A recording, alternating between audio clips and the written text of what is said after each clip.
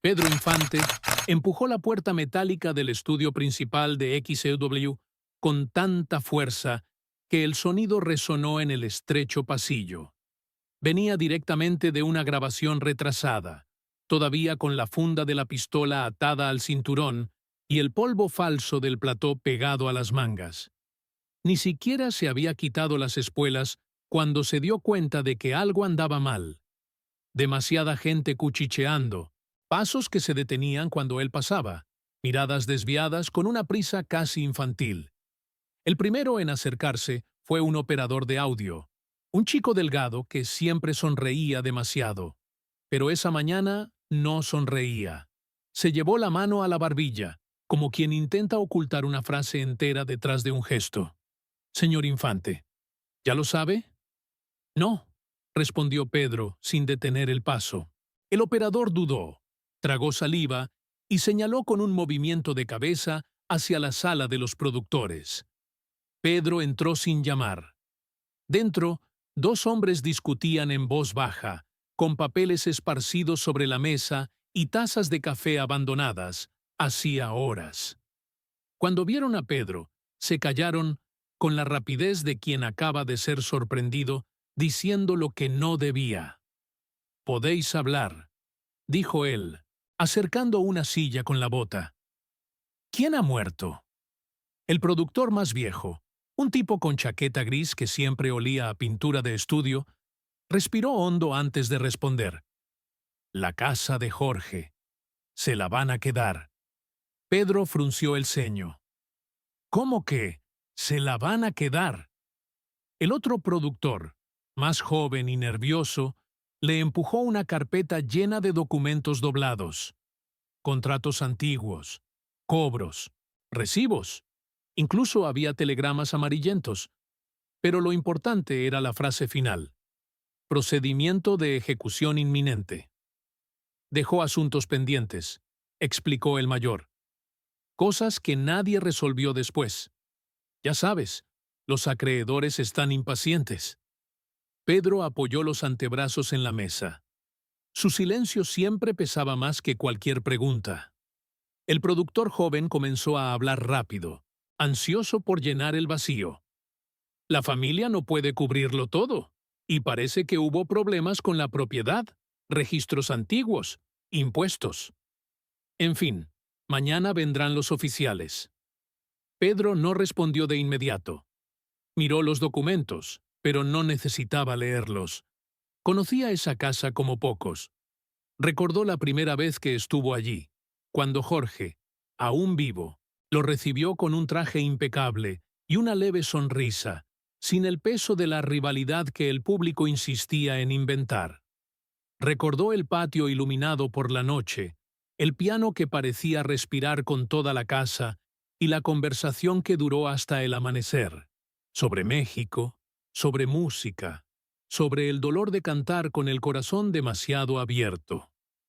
Esa casa era más que una dirección. Era un hito en el mapa emocional de toda una generación. Pedro se quitó el sombrero y lo colocó con cuidado sobre la mesa. La sala quedó tan silenciosa que se podía oír el chisporroteo de las lámparas del techo. ¿Y nadie va a hacer nada?, preguntó, sin levantar la voz. Los dos productores se miraron, incómodos. «No podemos interferir», dijo el mayor. «La emisora no puede involucrarse. La discográfica no quiere tocar el tema. Ya sabes cómo es. El pasado no da dinero».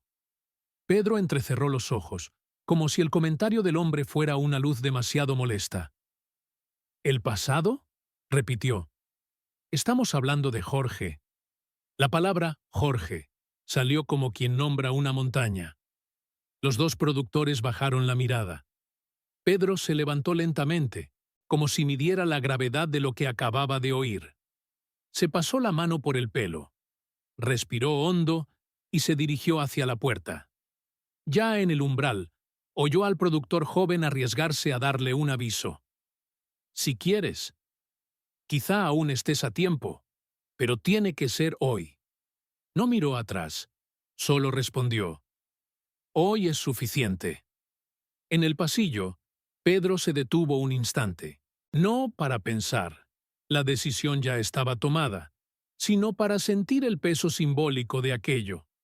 No se trataba de una casa, no se trataba de un patrimonio, se trataba de permitir que el nombre de un hombre que entregó su voz, su cuerpo y su futuro al público mexicano fuera tratado como un número perdido en un archivo polvoriento. Ese México de la época de oro, brillante en la pantalla y sombrío entre bastidores, era demasiado rápido para olvidar. Pero Pedro no olvidaba, ni dejaba que lo olvidaran. Se ajustó el sombrero, se sacudió el polvo imaginario del traje y siguió por los pasillos con pasos firmes. Parecía alguien caminando hacia un duelo silencioso, de esos que no tienen público, ni titulares, ni testigos. Solo consecuencias. Porque esa mañana, mientras los estudios seguían con su rutina de canciones y anuncios, Pedro Infante ya lo sabía. Si nadie estaba dispuesto a defender la memoria de Jorge Negrete, entonces él mismo cargaría con ese peso. Y no había fuerza, deuda o amenaza que pudiera hacerle retroceder. Pedro Infante no perdió tiempo. Tan pronto como salió de XEW, se subió a su coche y se dirigió al centro, donde se encontraban las oficinas que realmente mandaban en la industria, aquellas que no aparecían en los créditos de las películas, pero que decidían destinos como quien cambia el calendario de la pared.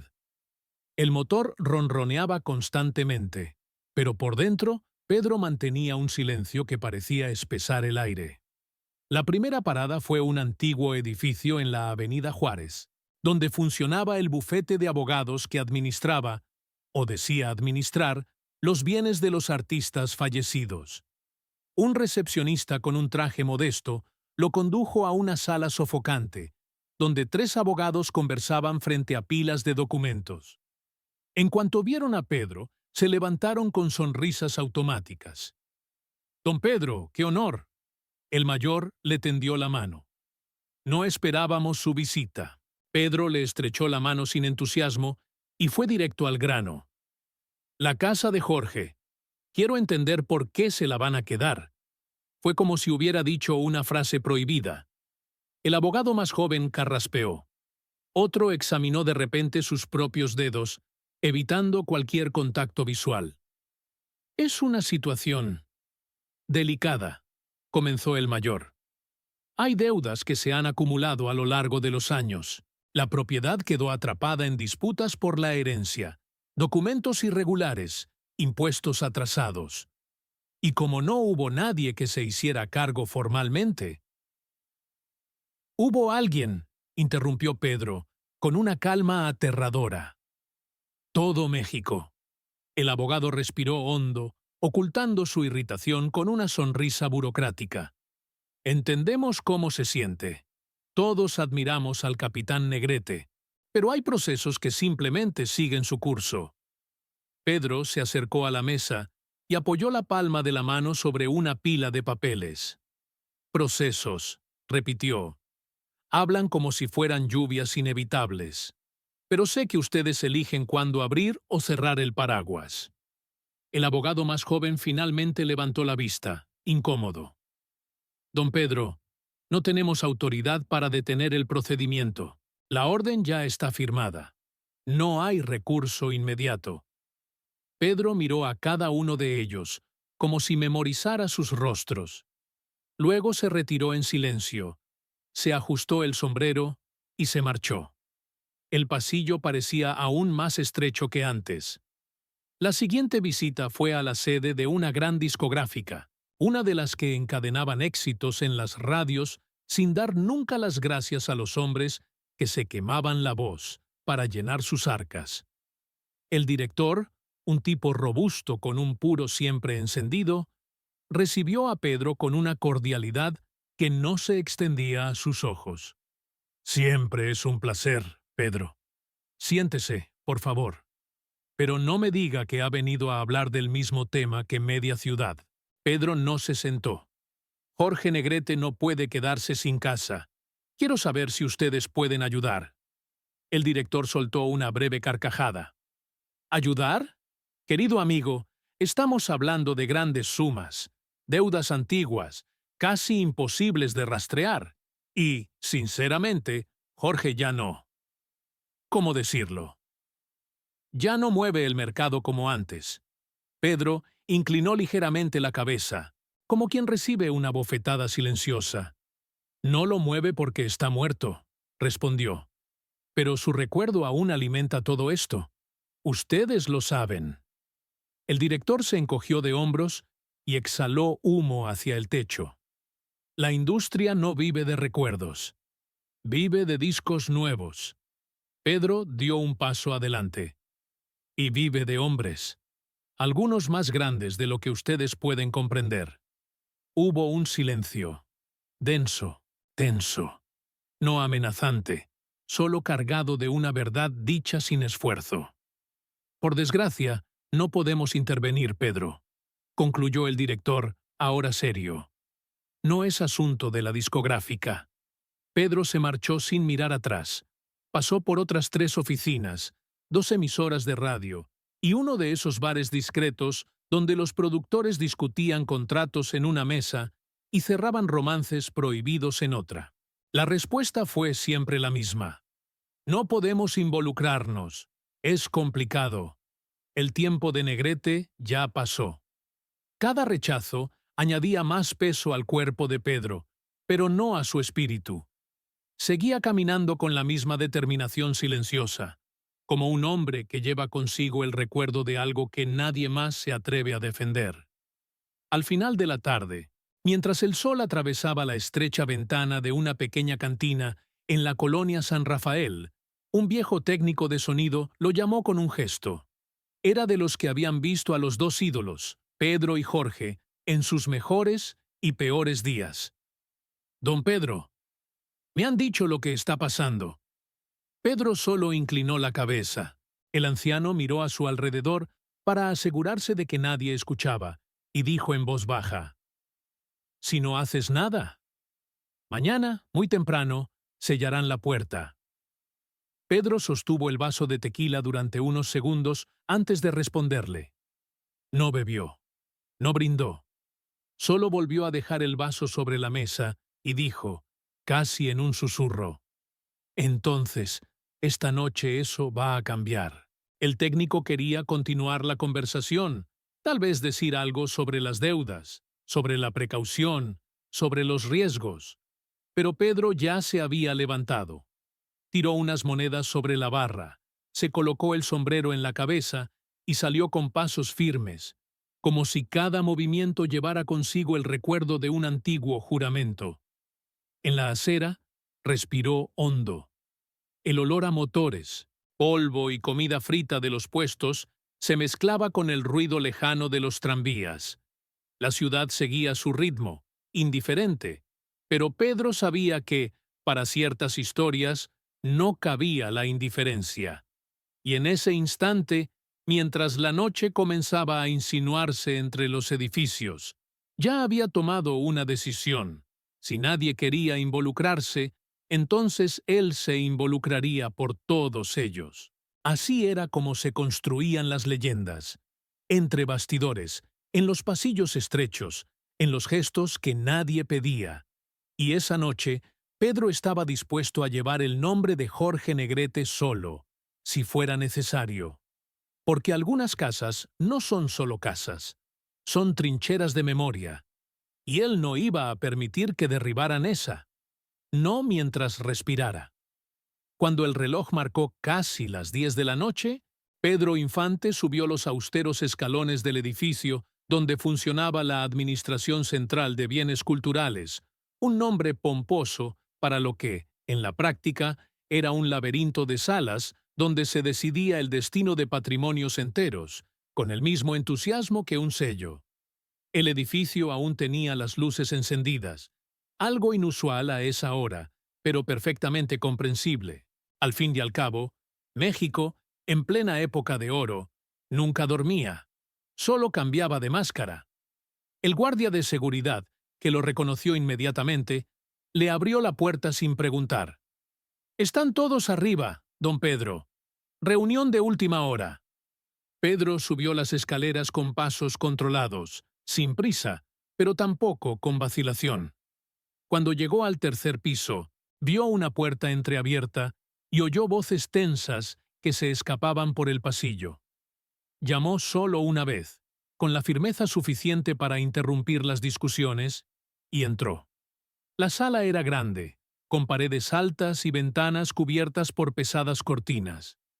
En el centro, una mesa rectangular ocupada por 4 hombres y una mujer. Carpetas, papeles y tazas de café rodeaban la mesa como pequeños restos de una batalla administrativa. El hombre más alto se levantó, sorprendido. «Don Pedro, esto es inesperado». Pedro no sonrió. «Dicen que van a precintar la casa de Jorge mañana temprano». La mujer, quizás la única allí con algún atisbo de empatía en los ojos, se ajustó las gafas. «Todavía lo estamos evaluando», comenzó a decir, pero el director más anciano la interrumpió. «Los trámites están en marcha. No depende solo de nosotros. Hay deudas, hay documentos irregulares, hay». Pedro levantó la mano, pidiendo silencio. «Ya he oído eso todo el día». Se acercó a la mesa.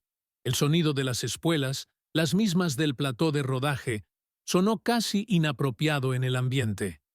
Cuando se detuvo ante ellos, abrió la chaqueta y sacó un sobre grueso, atado con un cordón sencillo. Lo puso sobre la mesa. Nadie lo tocó. Nadie respiró hondo. Solo esperaron. «Ahí dentro», dijo Pedro, «está todo lo que necesitan para cubrir la deuda y para suspender cualquier acción contra esa casa». El director mayor abrió mucho los ojos. «¿Está usted ofreciendo garantías personales?» «Estoy ofreciendo lo que sea necesario», respondió Pedro con firmeza. «Contratos futuros, derechos de grabación, porcentajes de películas que aún no hemos rodado. Pueden verificarlo todo mañana temprano, si lo desean. Pero la orden debe dictarse esta noche». Los consejeros se miraron entre sí, inquietos. Era inusual, casi absurdo, que alguien pusiera su propia carrera sobre la mesa de esa manera. La mujer de las gafas abrió el sobre con cautela. Los papeles que había dentro eran reales, legítimos, una fortuna silenciosa. «Don Pedro», dijo ella, con un tono que mezclaba incredulidad y respeto. «Eso es definitivo. Si lo hace, corre el riesgo de comprometer su próxima década de trabajo». Pedro se acercó un poco más, apoyando las manos sobre la mesa. «Quien canta para un país no puede olvidar a quienes cantaron antes que él», dijo sin levantar la voz. «Jorge Negrete abrió puertas que yo solo tuve que atravesar. No voy a permitir que su recuerdo termine tras unas rejas. No mientras yo pueda evitarlo». El director más alto respiró hondo y se recostó en la silla. «Usted entiende que no podemos garantizar ventajas a nadie, don Pedro. Si aceptamos eso, asumimos que». «No estoy pidiendo ventajas», interrumpió Pedro. «Solo estoy pagando una deuda que no es mía, pero que debería ser de todos ustedes». La frase cayó en la sala como una ola silenciosa. Ninguno de ellos respondió durante largos segundos. Finalmente, el abogado más joven, el único que aún no había hablado, murmuró: «Con eso, la casa queda preservada. No hay razón para continuar con el procedimiento». El director más viejo asintió lentamente. «Tendremos que registrar algunos ajustes, pero sí, la deuda está cubierta». La mujer cerró el sobre y se lo devolvió a Pedro. «¿Quiere que lo archivemos inmediatamente?» Pedro le devolvió el sobre. «Quédenselo. Es para garantizar que nada cambie mañana, ni pasado mañana». Ella tragó saliva. «Entonces lo confirmo. No se tomará ninguna medida». Pedro respiró hondo. No por alivio, porque no era eso lo que buscaba, sino para sellar una decisión que ya sabía irreversible. Se dispuso a salir cuando el director más alto preguntó: «¿Por qué hacerlo solo? Había otras formas. Podría haber buscado patrocinio». Podría haber. Pedro se volvió lentamente, porque él no está aquí para defenderse. Sus ojos se oscurecieron, y alguien tiene que estarlo. Nadie respondió. Se ajustó el sombrero, abrió la puerta y salió. El pasillo estaba vacío y en silencio, como si todo el edificio contuviera la respiración. Pedro bajó las escaleras lentamente, cada paso cargado con la gravedad del gesto que acababa de realizar. Afuera, la ciudad parecía indiferente, pero los ruidos nocturnos, risas, motores, música perdida, le sonaban diferentes. Quizás era solo el peso del sobre que ya no llevaba consigo. Quizás era el discreto fantasma de un amigo que nunca le había pedido nada, pero que ahora lo recibía todo.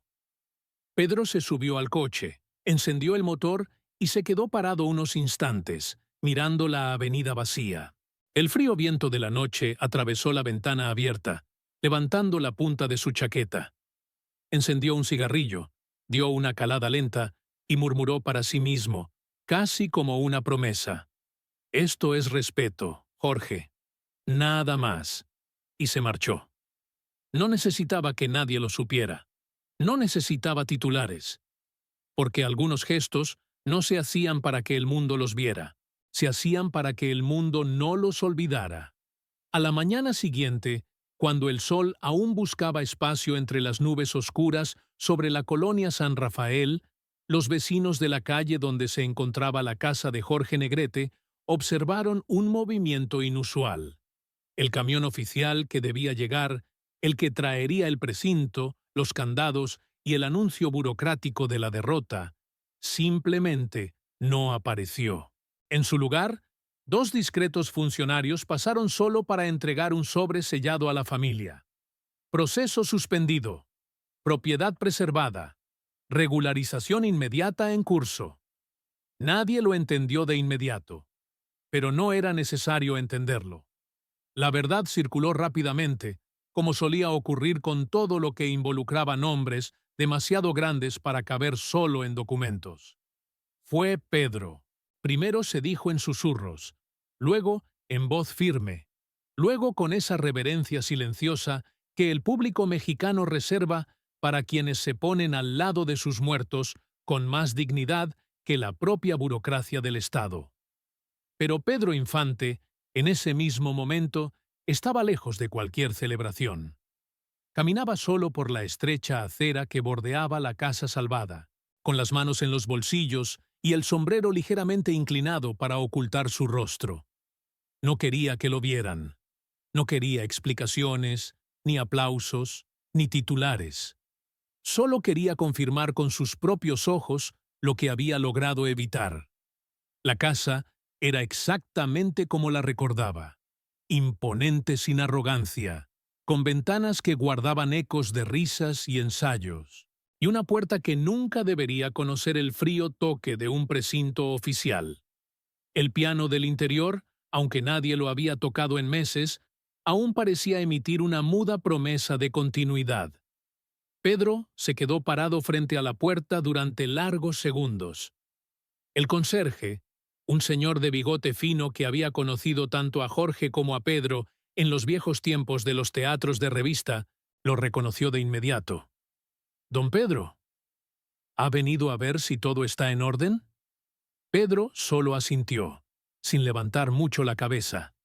«Sí, lo está», dijo el hombre con una media sonrisa. Parece que el capitán todavía tenía a alguien que lo cuidaba.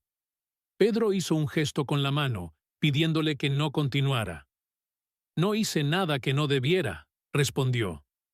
El conserje lo miró con respeto, pero no insistió. Sabía que había hombres que cargaban con sus propios actos como quien carga con una cruz silenciosa, no por culpa, sino por responsabilidad. Y Pedro era de ese tipo. Más tarde, entre bastidores en XEW, la noticia ya corría como la pólvora. Los técnicos comentaban en los pasillos, los locutores intentaban confirmar la información, los productores fingían sorpresa, pero sabían exactamente cómo sucedían esas cosas. En el México artístico de la época, Gestos como el de Pedro no eran comunes, pero eran posibles, sobre todo cuando provenían de alguien que nunca había dejado de ver humanidad donde otros solo veían contratos. Sin embargo, Pedro no quiso participar en debates ni escuchar elogios velados.